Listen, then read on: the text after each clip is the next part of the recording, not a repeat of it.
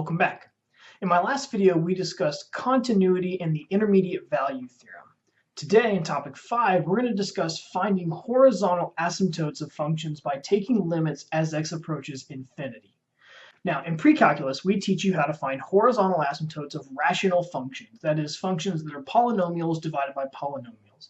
And in my class, we had sort of a funny acronym that we used to learn that called Bobo, Botno, Eats, DC. And as crazy as it sounds, it actually makes these types of problems really simple, and it extends really nicely into what we're learning in calculus. So if you've never heard of Bobo, Botno, Eats, DC, let me give you a quick rundown. Bobo means that if the polynomial is bigger on bottom, and when I say bigger, I mean a higher degree. So if the polynomial in the denominator has a higher degree than the numerator, then your horizontal asymptote is going to be y equals 0. So bigger on bottom, 0. That's Bobo. Botno, if the polynomial is bigger on top, meaning the polynomial in the numerator has a higher degree than that in the denominator, then that means that your function grows and grows and grows to infinity, meaning it doesn't have a horizontal asymptote. Or if the degree is 1 bigger on top, we have a slant or an oblique asymptote. So bigger on top means there is either no asymptote or there is an oblique asymptote. That's Botno. And finally, Eats DC. If the exponents are the same, or if the degree of the polynomial on top is the same as the degree of the polynomial on bottom, then to find your horizontal asymptote, you're going to divide the leading coefficients. So if the exponents are the same, divide leading coefficients. That's Eats DC. And so using Bobo, Botno, Eats DC, we can very quickly find horizontal asymptotes of any rational function. So when we look at example 1 here, I see the limit as x approaches infinity of x squared plus 4x divided by x cubed minus 7. So normally for limits, the first thing I would try is direct substitution. So I guess I'll plug in infinity. So infinity squared plus 4 times infinity, well, I guess that's infinity, divided by infinity cubed minus 7. Well, infinity cubed is infinity, and infinity minus 7, I guess, is infinity. So I get infinity divided by infinity. Well, what is that? That's actually an indeterminate form. Think back to when we talked about 0 over 0 being an indeterminate form. This is an indeterminate form as well. Infinity over infinity could be infinity. It could be 0. It could be 1. It could be anything depending on the growth rates of these functions. And that's why Bobo, Botno, Eats, DC comes back into play here. Is one of these infinities bigger than the other? Because the polynomial in the denominator has an x cubed, whereas the one in the numerator only has an x squared, the denominator is actually growing much faster than the numerator is. So while both of these grow without bound, this value on the bottom is actually much bigger than this value on the top. And when you have a fraction with a much bigger value on the bottom, it's very, very, very small. And so that's why this idea of Bobo, bigger on bottom meaning 0, comes into play here. Because the denominator is so much bigger, because it's infinitely bigger than the numerator, this fraction becomes 0. And again, before we leave, one quick nitpick. I don't want to leave equals infinity over infinity in my work here, because technically that's incorrect. Okay? And for our purposes, it's okay for you to just look at this, identify it as a bigger on bottom scenario, and go straight to 0 as your answer. Example 2, I've got the limit as x approaches negative infinity of this huge, nasty rational function. Okay, but because I'm taking the limit as x approaches negative infinity, again, I'm looking for horizontal asymptotes, so I'm going to apply Bobo, Botno, Eats, DC to this. In the numerator, I see I've got a 5th degree polynomial. In the denominator, I see I have a 4th degree polynomial. That makes this bigger on top. Because this is bigger on top, I'm going to get a very, very large negative infinity divided by a very, very large infinity. So this is going to become negative infinity, therefore does not exist. In example 3, I've got the limit as x approaches infinity of 5x squared plus 2x minus 1 divided by 6x squared minus 30x plus 7. Again, if I were to try direct substitution here, this would become infinity divided by infinity. But now when I look at these two polynomials, because they're both 2nd degree polynomials, they're growing at the same rate.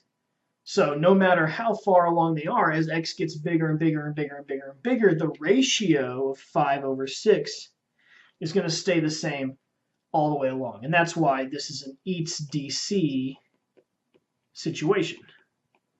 Exponents are the same, divide the leading coefficients, so this limit equals 5/6.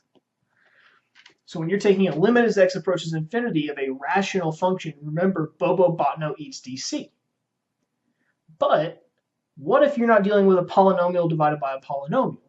This same idea of bigger on bottom, bigger on top, and exponents are the same can be applied to other kinds of functions. Because when I talk about bigger on bottom and bigger on top, what I'm really saying is, does the function in the denominator grow faster than the function in the numerator, or vice versa? Or in the case of exponents are the same, do the function in the numerator and the denominator grow at the same rate?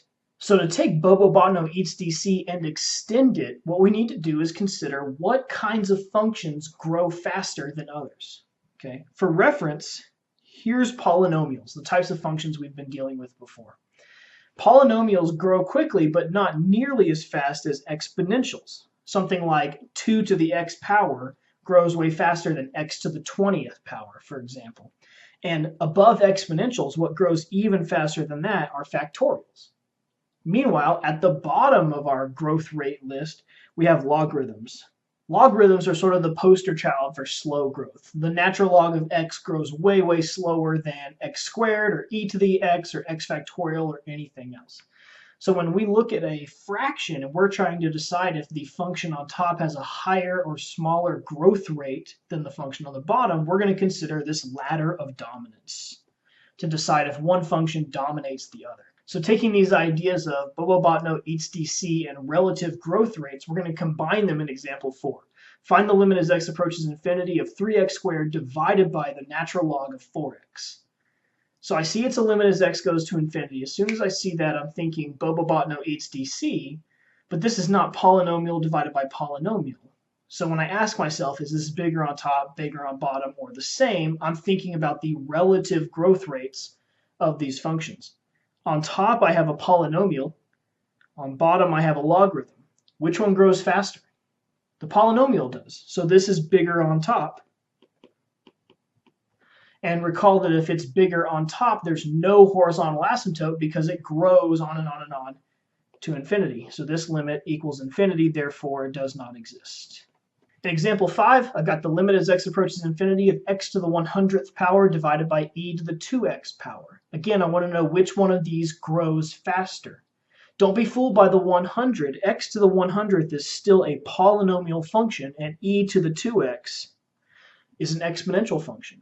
Okay? In the short run, like for smaller values of x, x to the 100th might be bigger than e to the 2x, but we're not talking about small values of x. We're talking about huge values of x. As x goes to infinity, exponential functions dominate polynomials. So in the long run, e to the 2x is bigger than x to the 100th power, meaning that this is bigger on bottom, and therefore the value of this limit is 0. In example 6, we're going to mix things up some more. I've got the limit as x approaches infinity of 3x to the 5th minus e to the x divided by 4x to the 5th plus the natural log of 4x. I want to determine what's bigger, the numerator or the denominator, who has the higher relative growth rate. So when I look at the numerator, who is contributing more to the growth, this polynomial piece or this exponential piece? The answer is this exponential piece, because exponentials grow faster than polynomials. In the denominator, what's contributing more, this polynomial or this logarithm? Again, this polynomial grows faster than the logarithm. So for large values of x, it's almost like, this might not be perfect math, but it's almost like you can ignore these other parts and consider, is this bigger on top or bigger on bottom? Negative e to the x grows faster than 4x to the 5th power. So as x goes to infinity, this will be negative infinity, therefore does not exist because this is bigger on top. Example 7, we've got the limit as x approaches infinity of e to the x divided by e to the 2x plus 1. So when I look at this, remember before when you had a polynomial over a polynomial, you compared their degrees to decide which one was bigger. In this case, I have exponentials, both base e, but where's the bigger exponent? In the denominator. So this is bigger on bottom. Therefore, the value of this limit is 0. In example 8, I've got the limit as x goes to infinity of the natural log of 2x squared plus x minus 1 divided by x squared minus 9. So the question becomes, as x goes to infinity, what happens to this fraction? Okay, as x goes to infinity, because exponents are the same, this becomes 2. So as x goes to infinity, this tends towards the natural log of 2. And in example 9, we've got the limit as x approaches infinity of 6e to the 3x minus 4x over 2e to the 3x plus natural log 5x. Again, I'm looking for the parts that are contributing most to the growth in the numerator and in the denominator. In the numerator, that's going to be 6e to the 3x. In the denominator, that's going to be 2e to the 3x. And when I compare those, they're both exponentials. They're both e to the 3x. So I'm going to divide the leading coefficients. 6 divided by 2 is 3. In example 10, we're saying be careful for limits as x approaches negative infinity. Always give those just a moment more of extra thought before you make a silly mistake by going too fast. For example, in example 10, you see limit as x approaches negative infinity. If you're thinking Bobo Botno eats DC, you might already be writing 1 down on your paper. But as x approaches negative infinity, what's going to happen here? E to the negative infinity is 0. So I have 0 divided by 0 plus 1. Well, that's not 1, that's 0. So be careful with limits involving negative infinity. To contrast with that, example 11, same problem, but now x is going to infinity. So I can just think Bobo Botno eats DC. I see these are the same, divide the leading coefficients, we get 1. Okay, so together, what do these two problems mean? It means this function actually has two horizontal asymptotes. As it travels forever to the left, it sticks to 0, but as it travels forever to the right, it sticks to 1. So be on the lookout for limits as x approaches negative infinity. Like this one, example 12. Limit as x approaches negative infinity of x cubed minus 4 divided by 4x to the 6th plus 5. Again, at first glance, the square root of 4x to the 6th plus 5 is roughly 2x cubed.